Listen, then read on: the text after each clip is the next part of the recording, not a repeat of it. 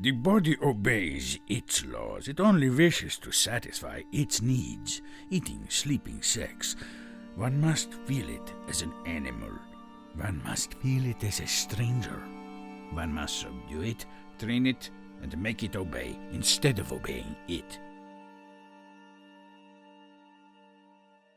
In the tutorial on the higher and lower self, we witnessed the consequences of the cohabitation of an earthly and a spiritual element in our microcosmos. Earth is drawn to the ground, spirit rises. The satisfaction of the one comes at the expense of the other. In the tutorial on transformation, we saw how this initially causes Siddhartha to swing from the extreme of physical luxury to the extreme of asceticism. After 6 years, however, he learns that the ability to make effort depends, in part, on the well-being of the body. A sleep-deprived body lacks the ability to focus. A malnourished body can think of nothing other than food. It is in the interests of our spirit that our earth be kept in decent condition. The question is, how do we find the middle way of satisfying the body's needs without becoming its slave? Finding this middle way will have to do with working on the brain in charge of the well-being of the body, the Instinctive Center. Moreover, since our bodily needs are recurrent, satisfying those needs is habitual. To maintain consciousness while attending to our bodily needs, we will have to develop disciplines around habits in our Instinctive Center.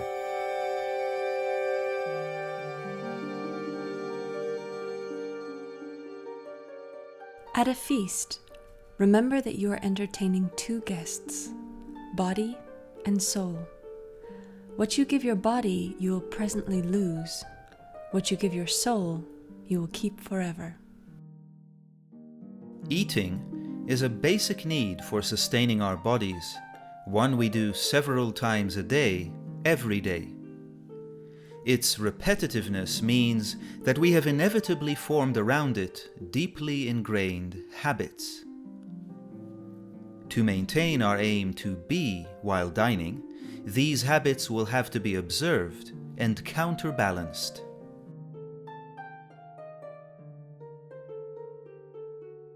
A dining room in a monastery in Cappadocia opens a window into how monks of the 12th century approached this challenge. Monks dined beneath a fresco of the Last Supper, drawing a poetic connection between them and their abbots, and that of the disciples with Jesus.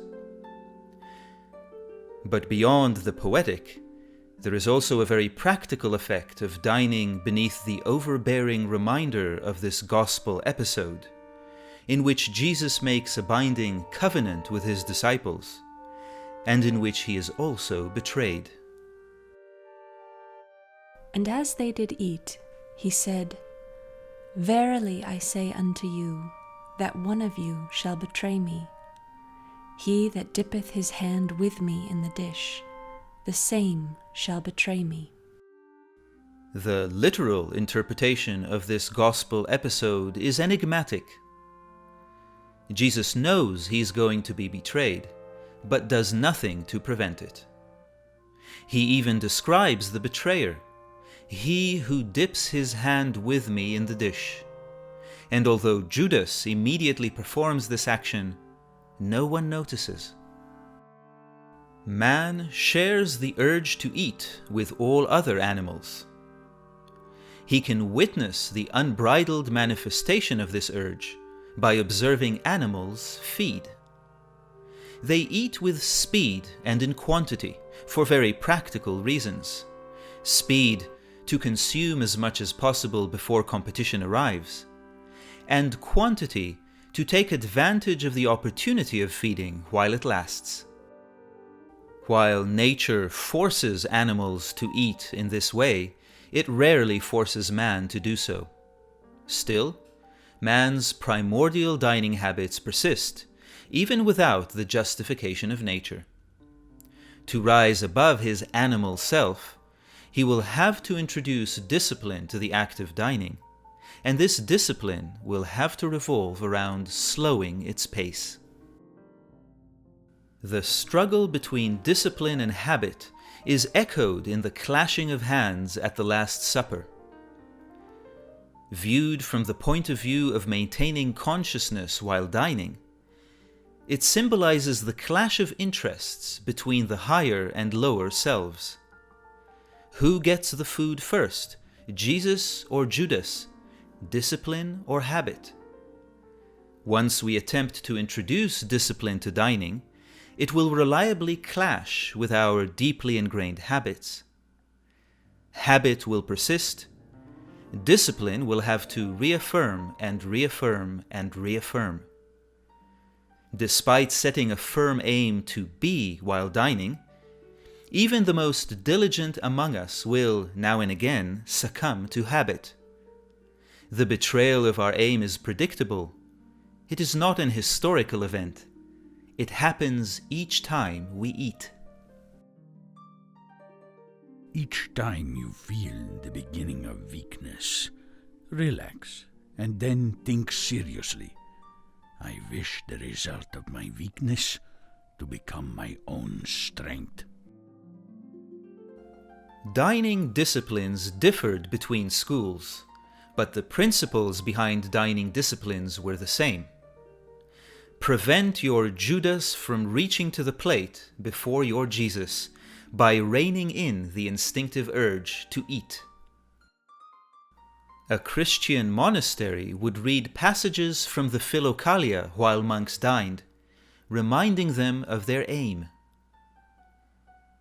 A Sufi school disciplined its members to dine with their knees between themselves and the table, distancing their instinctive center from the food and making it harder for Judas to reach out unnoticed. Which brings us to this week's exercise. Set an aim to dine slowly. Make this aim your binding covenant. Expect betrayal. Use it to observe your urge to eat and to experience your instinctive center as a brain separate from real I. By using the urge to eat fast as a reminder to be while dining, you will be turning a weakness into a strength and bringing discipline to one of the deepest habits in the instinctive center.